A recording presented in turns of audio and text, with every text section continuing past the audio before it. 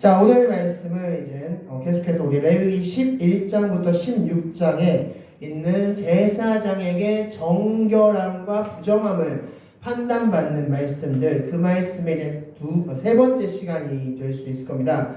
바로 나병규례, 피부병규례라고 볼 수 있는 것인데, 먼저 지난주 말씀은 어떤 말씀이었습니까? 바로 출산규례에 관련된 말씀이었죠. 그래서 아들은 40일 동안 정결 기간을 정하고 탈은 80일 동안 부정기간 40일과 80일의 부정기간을 정해서 40일이 지나고 80일이 지나면 이제 정결해지고 그때 제사장 번제와 그리고 속죄제를 드린다라고 말씀드렸습니다. 말씀을 통해서 지난주에 무슨 말씀 드렸습니까? 하나님께 감사할 제목들을 말씀드렸습니다. 하나님께서 아들은 40일, 딸은 80일의 부정기간을 두신 이유는 바로 산모와 그의 아이, 방금 출산한 그 아이를 보호하기 위해서임을 말씀해 드렸습니다. 그리고 번제와 속죄제라는 제사를 통해서 바로 하나님과의 연결성을 말씀드렸고, 그것을 지금은 드릴 필요가 없는 이유는 무엇이다? 예수 그리스도가 번제물이 되셨고 속죄 제물이 되셨기 때문이다 라고 말씀드렸습니다. 자, 그래서 우리는 항상 하나님께 감사의 예배를 드려야 된다가 바로 지난주의 결론이었습니다. 우리 이번 한 주 동안 어떻게 감사 기도를 많이 들으셨습니까? 이번 한 주 동안 감사 기도 올리셨습니까? 많이? 우리가 많은 기도는 하지만 사실상 부족한 기도가 무엇일까? 우리 이번 주에 제가 묵상하면서 곰곰이 생각했을 때 감사 기도는 참 많이 부족하다는 생각을 했습니다. 우리가 구하는 기도, 간구 기도나 회개 기도는 참 많이 하지만 감사 기도는 많이 하지 못하는 것 같습니다. 그래서 이번 한 주 동안은 여러분께서 이렇게 한번 기도했으면 좋겠습니다. 성경에 나타난 그대로를 한번 기도했으면 좋겠는데, 성경에서 기도의 첫 순서가 뭔지 아십니까? 누군가가 기도할 때 맨 처음에 하는 순서, 하나님이 누구인지를 고백합니다. 자, 가장 많이 듣는 말씀 뭡니까? 아브라함 하나님, 이삭의 하나님, 야곱의 하나님. 기도를 처음 시작할 때 맨 처음은 내가 지금 기도하는 그분이 누구인지를 내가 고백하는 겁니다. 그게 바로 기도의 첫 순서였고, 그리고 나서 이제 감사기도, 회개기도, 간구기도를 하나님께 올려드리고 있죠. 그래서 우리가 기도할 때 먼저는 내가 기도하는 그분이 누구신지, 하나님 그분이 누구신지를 내 입으로 고백하는 겁니다. 당신은 이런 분이십니다. 전지전능하신 하나님이십니다. 지금 내가 기도하는 당신은 전지전능하신 하나님이십니다. 라면서 시작하는 겁니다. 그래서 이번 한 주 동안 기도하실 때 내가 고백하는 하나님에 대해서 고백하시면서 기도를 시작하시고 감사 기도를 많이 올리시기 바라겠습니다. 이번 주는 바로 피부병규례, 나병규례입니다. 오늘 본문과 다음 주의 본문이 14장까지, 13장과 14장이 나병 관련 규례입니다. 그래서 크게 두 부분을 나눌 수 있는데, 13장은 나병 판결 규례라고 볼 수 있고 14장은 나병 정결 규례라고 볼 수 있습니다. 판결 규례와 정결 규례로 이렇게 나누어 볼 수 있습니다. 자, 오늘 구조는 이렇습니다. 좀 복잡한데 59절까지 있습니다. 그래서 오늘은 이렇게 구조를 나눠보면 1절부터 8절 말씀은 나병을 판결하는 말씀이고 9절부터 17절은 나병 판결 말씀입니다. 18절부터 23절은 종기 판결, 24절부터 28절은 화상 판결, 29절부터 30절은 온 판결, 38절부터 39절은 어두러기 판결, 40절부터 44절은 대머리 나병 판결, 45절과 46절은 나병 환자의 규례, 47절부터 59절은 의복 나병 판결, 의복이나 가죽 나병 판결 말씀이 되는 것입니다. 자, 오늘 말씀을 통해서 우리가 잡아야 될 본문이 이것이죠. 질문이 이것입니다. 오늘 말씀 나병 규례의 교훈은 과연 무엇인가? 오늘 본문 이 나병, 이 본문을 우리가 읽었을 때 무엇을 교훈할 수 있는가? 무엇을 우리가 잡을 수 있는가? 이것에 대해서 같이 말씀을 통해서 보도록 하겠습니다. 자, 먼저 오늘 본문을 보기에 앞서서 나병이 무엇인지부터 좀 설명을 해야 될 것 같습니다. 나병, 제가 사전을 한번 찾아보니까 이렇게 적혀 있었습니다. 나균에 의해 감염되는 만성 전염성 질환으로서 이름하여 한센병으로 부른다라고 적고 있습니다. 한센병으로 부르는 이유는 1873년 나균을 발견한 사람이 노르웨이 의학자 한센이었기 때문에 한센병으로 부른다라고 말씀하고 있고, 이 나병은 매년 1월 마지막 주 일요일 날을 세계 나병의 날, 세계 한센인의 날로 정해서 그렇게 매년마다 지키고 있다라고 그렇게 적혀 있었습니다. 자, 이게 바로 나병에 대한 규례인데, 자, 질문이 이것입니다. 성경 오늘 13장에 나오는 이 나병과 방금 여러분께 들려드렸던 이 나병은 같은 것일까요? 즉, 나균에 의해서 감염되는 이 나병, 우리가 의학적으로 알고 있는 이 나병과 지금 13장에 나오는 나병이 같은 것일까요? 동일한 것을 지금 말씀하고 있을까라는 것입니다. 자, 많은 성경학자들은 그렇지 않다라고 말하고 있습니다. 왜냐하면 몇 가지 이유가 있는데 그 중에서 몇 가지를 말씀드리면, 첫 번째, 가장 대표적인 이유가 나균은 사람에게 옮는 증상입니다. 그런데 오늘 본문 후반부에 가면은 옷이나 가죽에도 나병이 걸렸다라고 표현하고 있고요. 또한 14장에 가면 집에 나병이 걸렸다라고 표현하고 있습니다. 나균은 집이나 옷이나 가죽에 옮는 것이 아닙니다. 오직 사람의 신체 가운데 옮기는 것이기 때문에, 그래서 이것은 나병, 한센병은 아니다 라고 말씀을 보고 있습니다. 또한 두 번째는 14장의 나병 정결규례를 보면 8일 만에 이제 증상이 호전되어서 이제 나았다고 선포받아서 이제 자신의 집으로 돌아갈 수 있는 그런 규정이 있는데, 그런데 나병, 우리가 알고 있는 그 나병, 한센병 같은 경우에는 몇 년 동안의 잠복기를 거쳐서 나병이 발생합니다. 그리고 나병도 역시 오랜 기간, 우리가 소록도를 생각하시면 되겠죠. 오랜 시간 동안 그곳에서 사시는 많은 분들이 계십니다. 그래서 8일 동안 뭔가 증상이 호전되는 라고 볼 수 없기 때문에 이것은 우리가 방금 읽어드린 나균에 의한 나병은 아닐 것이다 라고 보고 있습니다. 또한 성경 원어를 보더라도 성경 원어에서 이 나병을 가리키는 단어가 내가라는 단어를 이제 나병으로 번역을 했는데, 이 내가가 나병으로 번역되는 것 외에도 수많은 단어로 번역이 가능합니다. 그리고 이 단어들이 다 혼용되어 사용하고 있습니다. 원어를 보면 단지 나병은 나병이다 라고만 쓰지 않고 옴을 걸릴 때도 옴과 나병을 같이 혼용해서 같은 단어로서 쓰고 있습니다. 그래서 그런 여러 가지 정황상을 봤을 때 이 나병, 우리 성경에서 14장에서 나병이라고 번역된 이 단어는 우리가 알고 있는 사전적인 의미의 나병은 아닐 것이다 라는 것이 많은 성경학자들의 정의다 할 수 있습니다. 그래서 이 나병이라고 번역된 내가, 이 내가 그러면 어떻게 우리가 번역하는 게 맞는가 봤을 때 많은 성경학자들, 그리고 지금 현재 나오고 있는 성경들을 보면 전염성 피부병 혹은 전염성 곰팡이균 이렇게 번역하고 있습니다. 그래서 이것은 나병, 우리가 흔히 말하는 나균에 의한 감염된 나병이라고 보기보다는 전염성 피부병이나 전염성 곰팡이균, 그래서 곰팡이균 같은 경우에는 옷이나 가죽, 집에 붙어서 퍼지는 그것을 곰팡이균이라고 볼 수 있고, 전염성 피부병 같은 경우는 피부에 나서 퍼지는 그런 병이라고 볼 수 있습니다. 그렇게 보는 게 적절하다라고 말씀하고 있습니다. 자, 그럼 이제 이 나병 규례를 어떻게 실천하는지를 보도록 하겠습니다. 성경 말씀 보면은 여러 가지 상황들이 나옵니다.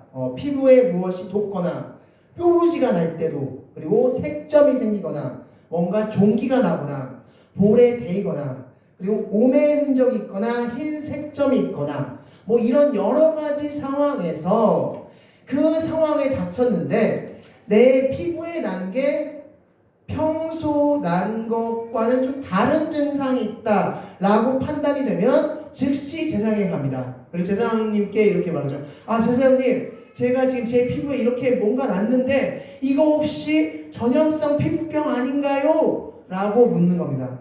그러면 제사장이 그것을 보고 세 가지 기준에 의해서 이것이 나병이다, 나병이 아니다 라고 판단을 해주고, 그래서 판단을 유보하게 되는데 그 유보하는 기간은 총 14일 정도 됩니다. 성경에서 14일 동안 유보시켜서 그래서 정확하게 나병이라고 판결해도 되고, 그리고 정해졌다. 너는 또 나병이 아니야. 즉 전염성 피부병이 아니다 라고 판결할 수 있다는 것입니다. 자, 그래서 성경 말씀 보면 3절, 5절, 6절, 10절, 13절, 15절, 17절, 20절, 25절, 27절, 30절, 32절, 34절, 36절, 39절, 43절, 50절 이 절들의 공통점이 다 칭찬한다라는 말씀이 있습니다. 이게 무슨 소리냐? 즉 무언가 몸에 피부에 무언가 났으면 바로 제사장에게 달려가는 겁니다. 그리고 이것이 전염성 피부병인가요? 라고 묻는다는 것입니다. 그래서 그것을 판결받는데, 그러면 이것이 나병인지 아닌지 판결하는 기준은 무엇입니까? 라고 묻는다면 성경 말씀을 통해서 우리 보도록 하겠습니다. 먼저 3절 말씀, 우리 13장 3절 말씀 다 같이 한번 읽겠습니다. 13장 3절 다 같이 읽겠습니다. 시작! 제사장은 그 피부의 병을 진찰할지니 환부의 털이 휘어졌고 환부가 피부보다 우묵하여졌으면 이는 나병의 환부라. 제사장이 그를 진찰하여 그를 부정하다 할 것이요. 아멘. 자, 제사장이 딱 봤을 때 그 환부, 즉 상처난 부위가 털이 휘어졌다. 털이 휘어졌거나, 두 번째, 그 상처난 부위의 피부가 다른 부분보다 우묵하게 파여졌으면 이는 나 전염성 피부병으로 판결받았다. 두 번째 기준은 5절 말씀입니다. 우리 다시 한번 5절 말씀 읽겠습니다. 시작! 이래 만에 제사장이 그를 진찰할지니 그가 보기에 그 환부가 변하지 아니하고 병색이 피부에 퍼지지 아니하였으면 제사장이 그를 또 이래 동안을 가두어 둘 것이며. 아멘. 자, 두 번째 기준은 바로 피부의 그 균이 환부가 점점 넓어졌냐, 즉 퍼졌냐라는 것입니다. 그래서 총 세 가지 기준입니다. 첫 번째는 흰 털이 났는지, 그리고 두 번째는 우묵하게 패였는지, 세 번째는 번졌는지, 이것들을 종합해서 판단해서 너의 상처는 전염성 피부병이 아니야 라고 판단할 수 있고, 너는 전염성 피부병이야 라고 판결할 수 있다는 것입니다. 자, 특별히 이 상처가 전염성 피부병인지 아닌지 뭔가 혼돈이 온다. 그러면 어떻게 하느냐? 먼저 제사장은 그 사람을 끌고 진영 밖으로 이동합니다. 그리고 진영 밖으로 이동해서 환부를 살펴봅니다. 환부를 살펴봤을 때 앞서 말씀드린 세 가지 기준을 가지고 하는데, 근데 봤을 때 정확하게 알지 못하겠습니다. 이게 정확하게 전염성 피부병인지 아니면 일반 상처인지를 정확히 판단할 수 없다라고 판단되면은 이곳에서 일주일 동안 머물러 라고 볼 수 있습니다. 어디에 정확한 위치에 있는지 아니면 그냥 바깥에 놓여 있었는지는 성경에 정확히 나와 있지 않아서 모르겠지만 어쨌건 진영 밖에서 일주일 동안 머무게 됩니다. 자, 일주일 동안 머물렀습니다. 그리고 다시 한번 제사장이 찾아갑니다. 제가 찾아갔는데 또 한 번 검사했는데도 이게 정확히 전염성 피부병인지 아니면은 그냥 일반 상처인지가 판단되지 않습니다. 그럼 또다시 일주일 머뭅니다. 일주일 동안 또 한 번 더 머물고 있어. 그래서 총 14일 동안을 진영 밖에 머물도록 합니다. 그리고 나서 다시 찾아갑니다. 그리고 나서 그 상태 그대로 있으면, 전의 상태랑 똑같이 그대로 있으면 이건 전염성 피부병이 아니구나, 너 들어와 라고 할 수도 있고, 이건 전염성 피부병에 너가 걸린 거야 라고 세 가지 기준에 충족됐다면 그 기준에 의거하여 전염성 피부병으로 판결하고 그는 나병 환자로 규정받는 것, 전염성 피부병 환자로 규정받게 된다라고 볼 수 있습니다. 이것이 바로 나병균의 기본입니다. 그래서 뭔가 상처가 생겼으면 그 상처를 제사장에게 찾아가서 내가 정한 건지 부정한 건지를 판결받는 게 바로 나병 판결 규례라고 보시면 되겠습니다.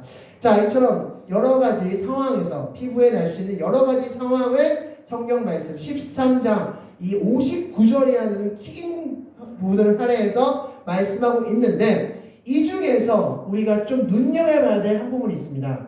바로 40절부터 44절 말씀인데요. 자, 40절부터 44절 말씀 한번 다 같이 한번 읽겠습니다.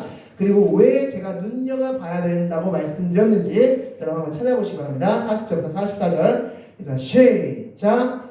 누구든지 그 머리털이 빠지면 그는 대머리니 정하고 앞머리가 빠져도 그는 이마 대머리니 정하니라. 그러나 대머리나 이마 대머리에 희고 불구스름한 색점이 있으면 이는 나병이 대머리에나 이마 대머리에 발생함이라. 세상은 그를 진찰할지니 그 대머리에나 이마 대머리에 돋은 색점이 희고 불구스름하여 피부에 발생한 나병과 같으면 이는 나병 환자라 부정하니 재앙이 그를 확실히 부정하다고 할 것은 그 환부가 그 머리에 있음이니라. 아멘.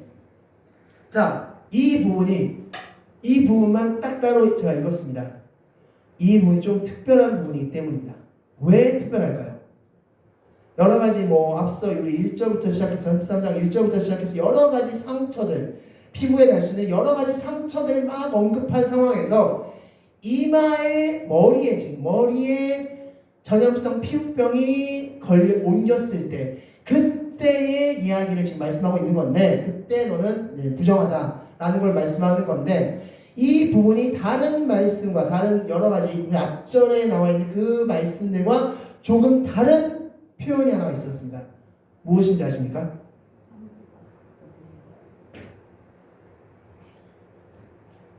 (44절) 있습니다. 44절에 뭐라고 표현하고 있습니까? 바로 확실히 부정하다. 확실히 부정하다. 다른 피부에 났던 상처들은 그냥 부정하다고 끝납니다. 부정하다. 그냥 부정하니 라고 말씀하고 있습니다. 그냥 끝나고. 근데 이 44절만 확실히 부정하다라고 표현하고 있습니다. 왜 그럴까요? 그런데 사실 이 원어 성경에도 확실히라는 단어는 사실 없습니다. 한글에서 의역하면서 확실히라는 이 말을 집어넣은 겁니다. 원래 이 원어 성경에서는 이 부정하다는 게 타메입니다. 타메. 원어가 타메인데, 그래서 원어 성경에는 뭐라고 적고 있냐면 타메 적고 있어요. 타메를 2번 사용하고 있습니다. 그래서 한글 성경에서는 타메 성경에서 어떤 걸 2번 사용하면은 어떤 겁니까? 확실한 거죠. 그래서 한글 성경에서는 타메 부정하다라고 번역하지 않고 확실히 부정하다라고 번역한 겁니다. 한글 성경은. 자, 그렇다면 질문이 이것이죠. 왜 머리에 나병, 즉 전염성 피부병이 걸렸을 때는 확실히 부정하다 라고 하나님께서 말씀하셨을까요? 자, 먼저 이 대머리 부정을 먼저 말씀드리면 크게 2가지 상황이 있습니다. 자연적으로 머리가 빠지는 경우, 그래서 대머리가 되는 경우는 정한 겁니다. 부정한 상황이 아닙니다. 자연스럽게 머리가 빠지는 상황에서는 정한 상황입니다. 그런데 머리에 전염성 피부병이 걸려서 그 피부병 때문에 머리가 빠지는 경우, 그래서 자연적으로 결과적으로 대머리가 된 상태인 경우에는 너는 부정해 라고 말씀하고 있는 겁니다. 왜 그럴까요? 왜냐하면 이 당시에 사람들 인식 가운데 무엇이 있었습니까? 머리는 하나님의 축복의 통로라는 그런 인식 가운데 있었기 때문입니다. 이것은 성경 곳곳에서 우리가 발견할 수 있는 말씀입니다. 사무엘상 1장 16절 말씀 보면 사울의 죽음을 자랑하듯 다가온 그 아말렉인에게 다윗이 이렇게 얘기하죠. 너가 하나님께서 기름 부음 받은 자를 너가 죽였다고 하면서 내 피가 너의 머리로 돌아갈 것이다 라고 말씀하셨습니다. 내 피가 너의 머리로 돌아갈 것이다.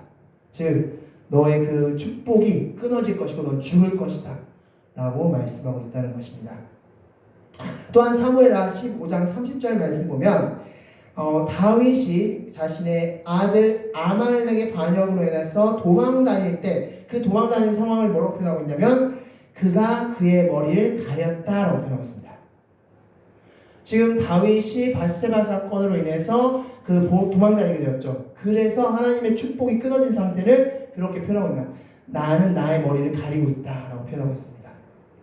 또한 여호수아 시절에 아간이 범죄함으로 인해서 그 다음 성인 아이성을 3,000명이 쫓아가서 점령하려고 했었는데 실패했습니다. 다 죽었죠. 그때 그 소식을 들은 여호수아가 뭐라고 표현하고 있습니까? 그의 머리에 티끌을 뒤집어 쓴다라고 표현하고 있습니다. 즉 티끌을 머리에 뒤집어 쓰면 어떻게 됩니까? 축복이 가려지겠죠. 하나님의 축복이. 그래서 이 머리라는 것은 하나님의 축복받는 통로, 그런 개념입니다. 그래서 성경에서 하나님의 축복이 막혔다 라고 표현할 때는 머리를 가렸다 라고 표현하고 있습니다.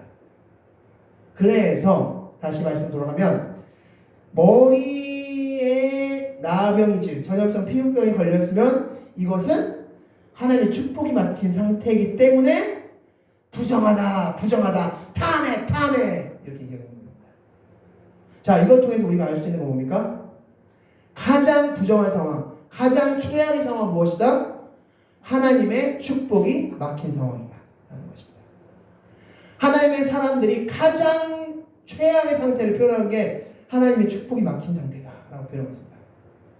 우리가 하나님께 축복받는 게 막히는 게 우리 인생에 있어서 가장 최악의 상황인 것이고, 반대로 하나님의 축복이 열려있는, 이 머리가 열려있는 이 상태는 가장 우리가 기쁜 상태다, 가장 행복한 상태다, 아무 염려와 걱정, 근심이 없는 그런 상태다 라고 말씀드릴 수 있는 것입니다. 자, 그래서 어쨌든 머리 나병, 대머리 나병에 관련된 말씀도 나누었습니다. 또 하나 우리가 좀 주목해야 될 말씀이 17절 말씀입니다. 우리 17절 말씀 다 같이 한번 읽겠습니다. 17절입니다. 다 같이 읽겠습니다. 시작! 재앙은 그를 진찰하여서 그 환부가 헤어졌으면 환자를 정하다 할지니 그는 정하니라. 아멘. 자, 제사장이 검사를 딱 했는데 그 환자의 환부가 헤어졌다. 즉 이 환부가 헤어졌다는 것 무슨 뜻이냐면 나병이 온 전신에 다 퍼진 겁니다. 나병이 온 전신에 다 퍼졌으면 그때 하나님께서는 그를 뭐라고 표현하고 있습니까? 그는 정하다. 뭔가 이상하지 않습니까? 아니, 전염성 피부병 때문에 너 부정하다라고 지금 말씀하셨는데 이 전염성 피부병이 온몸에 다 퍼진 상태는 당연히 부정한 상태 아닙니까? 근데 하나님은 정한 상태야 라고 표현하고 있습니다. 왜 그럴까요? Why? 왜 이렇게 말씀하셨을까요? 이것은 이미 전염이 끝났기 때문에, 그래서 그는 더 이상 전염시킬 염려가 없기 때문에 정한 상태라고 말씀하신 겁니다. 이 말을 즉슨 부정하고 정함의 기준이 무엇이라는 겁니까? 바로 전염성이라는 것입니다. 전염성이 있는 상태면 부정한 상태고 전염성이 끝난 상태면 정한 상태다, 이렇게 말씀하신다는 겁니다. 이것은 전염성 피부병이 걸린 그 당사자가 행하는 행동을 통해서도 볼 수 있는데, 우리 45절, 46절 말씀 다 같이 한번 읽겠습니다. 45절, 46절입니다. 읽습니다. 시작! 나병 환자는 옷을 찢고 머리를 풀며 윗 입술을 가리고 외치기를 부정하다 할 것이요 병 있는 날 동안은 늘 부정할 것이라. 그가 부정한즉 혼자 살되 진영 밖에서 살지니라. 아멘. 자, 나병 환자는 이제 진 밖으로 나갔습니다. 최종적으로 검사했을 때 세상이 너는 나병 환자, 즉 너는 전염성 피부병 환자야 라고 평가를 받으면, 판결을 받으면, 그러면 그는 옷을 찢고 머리를 풀고 윗입술을 가린다. 즉 극도의 슬픔을 느끼면서 뭐라고 외친다? 탐해 부정하다 라고 외친다는 겁니다. 왜 외칠까요? 나에게 접근하지 말라는 거죠. 나는 이제 부정한 상태의 사람이니까 나는 접근하지 말라. 왜냐하면 성경에서 부정해지는 방법이 무엇인가?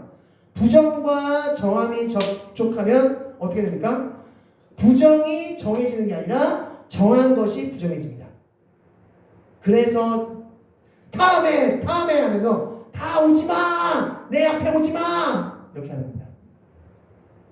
접근하지 마라. 전염성이 지금 나에게 있다 라고 이야기하는 것이죠.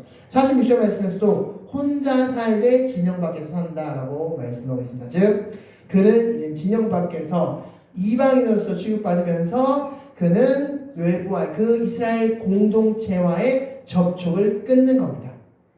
그 상태가 된다는 것입니다.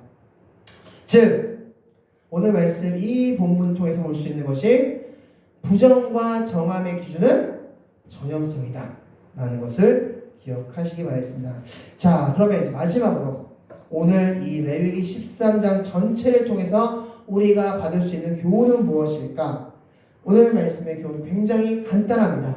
바로 전염성입니다.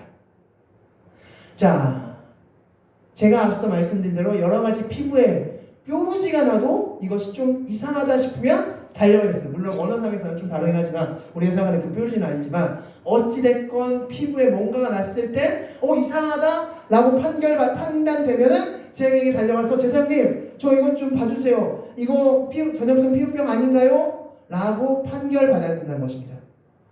작은 것 하나는.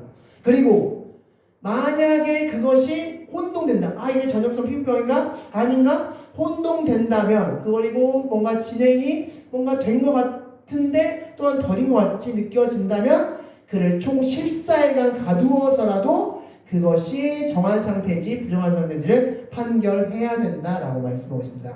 왜 이렇게까지 할까요? 왜 이렇게까지 할까요? 전염을 막기 위해서죠.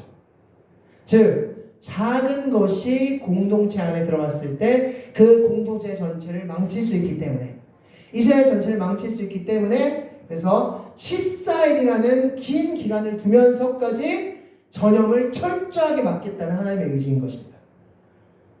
너희에겐 작은 티끌 하나도 내가 허락지 않겠다 라는 하나님의 철저한 의지인 것입니다. 이것을 우리가 어떻게 적용할 수 있습니까? 죄의 경우도 마찬가지다 라고 적용할 수 있습니다. 그 죄의 시작이 어마어마하게 크게 시작하는 죄는 아무것도 없습니다.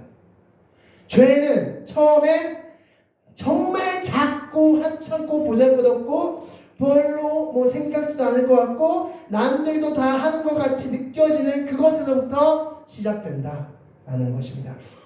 오늘 제가 마지막으로 두 인물을 말씀드리고 말씀 마치겠습니다. 첫 번째 인물은 그 작은 죄를 허용했을 때 어마어마한 일을 겪은 한 사람의 이야기이고, 두 번째는 작은 죄마저 철저하게 막았을 때 하나님께서 어마어마하게 사용한 한 사람의 이야기를 마지막으로 말씀드리겠습니다. 첫 번째 사람은 너무나 유명한 다윗이라는 사람이고, 두 번째 사람은 너무나 유명한 요셉이라는 사람입니다. 자, 첫 번째 우리 다윗의 상황을 보도록 하겠습니다. 다윗 하면 가장 인식되는 한 사건이 있죠. 바로 밧세바 사건입니다. 우리아의 아내 밧세바를 가늠한 사건. 자, 근데 이 사건의 첫 시작을 아십니까? 이 사건은 어떻게 해서 시작이 되었을까요? 자, 본 말씀을 통해서 보도록 하겠습니다. 사무엘하 12장 2절 말씀 우리 다 같이 한번 읽겠습니다. 시작! 저녁 때에 다윗이 그의 침상에서 일어나 왕궁 옥상에서 거닐다가 그곳에서 보니 한 여인이 목욕을 하는데 심히 아름다워 보이는지라. 아멘.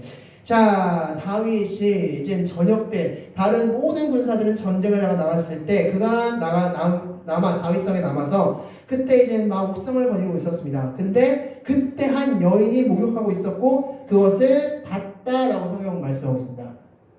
그런데 여기서 그곳에서 본이라는 이 단어가 중요한데 이 본이의 원어는 뭐냐면 라아입니다. 라아. 이 라아라는 단어는 그냥 보다라는 단어, 집중해서 보다라는 뜻인데 이 단어가 쓰인 성경의 용례들을 보면 악한 시선으로 볼 때 이 단어가 많이 쓰입니다. 대표적인 또 한 말씀이 있다면 앞서 언급했던 말씀이죠. 여리고성을 점령하고 나서 누가 금과 외투를 숨겼습니까? 아간이죠. 아간이 금과 외투를 숨겼는데 그때 아간이 금과 외투를 숨고 숨겼다라고 했을 때 그때도 역시 동일한 단어의 라가 쓰였습니다. 그러니까 뭔가 악한 의도에서 무언가 바라볼 때 쓰는 단어가 라라는 단어입니다. 그래서 집중해서 뭔가 보는 때 그때 쓰는 단어입니다. 즉 다윗은 뭔가 악한 의도를 가지고 그 여자를 계속 바라봤습니다. 집중해서 바라봤고 그리고 나서 어떻게 했습니까? 다윗이 저 여자 누구야? 라고 조사하게끔 했고 저 여자 데리고 와 라고 해서 명령했고 저 여자와 첫날 밤을 갖겠다라고 명령했고 그리고 나서 아이가 임신하자 그의 남편인 우리아를 전장 맨 앞에 보내서 죽게끔 하는 그리고 그것을 철저하게 숨기는 그런 죄를 저질렀고 그로 인해 하나님께서 어떤 벌을 내셨습니까? 그 그의 첫째 아들인 아말렉이 그를 반역하는 일을 벌임으로써 그는 왕궁에서 쫓겨다니면서 도망자 신세, 아주 그냥 최악의 상황 가운데 그 나라 전체를 다 흔드는 사건을 일으켰던 겁니다. 그 사건의 첫 시작이 뭐다? 본이 장어다. 잠깐 그 여자 잠깐 집중하고 좀 나쁜 마음 먹고 집중한 거, 그게 첫 시작이었다라고 말씀하고 있습니다. 지금. 아니 그렇게 볼 수도 있는 거죠? 라고 말하기에는 그 파장은 어마어마했다는 것입니다. 그것을 허용했더니만 다른 것 다 허용하게 됐고, 그것은 한 나라를 흔드는 그런 일생일대 사건이 되었다는 것을 기억하시기 바라겠습니다. 그래서 작은 것 하나, 너 표루지 났을 때도 너 나한테 와. 만약 그게 이상하다고 느껴지면 제사장에게로 가. 이것 하나로 이것이 만약에 전염된다면 온 이스라엘을 망칠 것이기 때문에 어떤 죄든지 작은 죄를 풀어주면 나중에 어떻게 됩니까? 결과적으로 그 죄가 그 사람을 쥐고 흔듭니다. 그게 바로 죄의 무서움이죠. 그래서 나중엔 죄가 그 사람을 끌고 다니는 상황에 이르게 된다라고 볼 수 있습니다. 두 번째로 반대 경우입니다. 철저하게 죄를 멀리하고 작은 것 하나까지도 철저하게 끊었을 때 하나님께서 엄청난 복을 주신 사람, 바로 요셉입니다. 우리 말씀 통해서 보겠습니다. 39장 10절 말씀 나가시겠습니다. 시작! 여인이 날마다 요셉에게 청하였으나 요셉은 듣지 아니하고 동침하지 아니할 뿐더러 함께 있지도 아니하니라. 아멘. 자, 여기 성경 원어를 보면은 이 아니한다는 단어가 맨 앞에 있습니다. 이 원어는 앞서 말씀드린 본의의 원어가 뭐라고 말씀드렸습니까? 라하라고 했죠. 라인데 이 원어는 좀 비슷합니다. 로가 아니하다, 부정하다, 이런 뜻입니다. 그래서 원어를 보면은 이 모든 행위를 난 다 부정한다 라는 것을 원어로 쓰여 있습니다. 즉 말도 부정할 것이고, 그 여자가 말하는 것도 부정할 것이고, 동침하는 거 요청하는 것도 부정할 것이고, 함께 있자고 하는 것도 부정할 것이고, 다 부정한다 라고 성경은 말씀하고 있습니다. 요셉은 보디발 장군 아내 그 유혹에 철저하게 부정한다 철저하게 부정했습니다. 다 부정하니까 나중에 하나님께서 어떻게 하셨습니까? 7년 풍년과 7년 6년 때 풍년의 옥식을 저장해 놓을 수 있게 해주셨고, 그 지혜를 주셨고, 7년 6년은 전 세계적인 6년이었죠. 전 세계적인 7년 6년에서 전 세계 모든 사람들을 먹이고 살릴 수 있었습니다. 그가 무슨 일을 처음 했기 때문에 아니고 철저하게 막았기 때문에 그것부터 시작이었습니다. 그래서 그는 2년 동안 감옥에 갔고, 그리고 나서 총리가 됐고, 그리고 나서 7년 풍년과 7년 6년을 주장할 수 있는 사람이 되었습니다. 그게 시작이었습니다. 다윗은 본인이 잠깐 죄된 마음을 살짝 봤던 그게 한 나라를 망쳤고, 요셉은 철저하게 막고 아니하여 로 이렇게 했을 때 그는 전 세계를 구원하는 그런 사람이 되었다라고 말씀할 수 있는 것입니다. 그러므로 오늘 본문 말씀에서 작은 것 하나, 그 작은 것 하나의 위험성을 하나님께서 아셨기 때문에 너희들 작은 것 하나 발견되면 세상에게로 가서 정한지 부정한지 판결받아 라고 길게 하나님께서는 여러 상황을 말씀하시면서 말씀하셨다라고 볼 수 있는 것입니다. 말씀 정리하겠습니다. 우리는 죄에 대해서 이렇게 생각할 수 있습니다. 이거 뭐 괜찮지, 이 정도야, 이것 정도야, 어때? 라고 생각하는 것들이 있을 것입니다. 그런데 그것 하나를 허용하면 다른 것도 허용하게 되고, 또 다른 것도 허용하게 되고, 다른 것도 허용하게 되면서 점점 여러분을 향한 영향력을 점점 높여갈 것입니다. 그게 바로 죄의 결과입니다. 그렇기 때문에 바로 요셉처럼 죄는 아니고 로 아니다 부정하다 하면서 철저하게 끊으시는 그런 여러분이 되시기 바라겠고, 그것을 하기 위해서는 어떻게 됩니까? 여러분의 능력으로 가능합니까? 내 의지로 가능합니까? 아니요. 방법은 딱 하나입니다. 하나님하고 24시간 교통하는 겁니다. 하나님과 늘 교통하는 삶, 하나님과 얼마나 붙어 있는지가 철저하게 부정할 수 있는 힘이라는 것을 기억하시기 바라겠습니다. 그렇게 사시는 여러분들이 되시기 바라겠습니다. 다 같이 기도하시겠습니다. 우리 다 같이 하나님께 기도하겠습니다.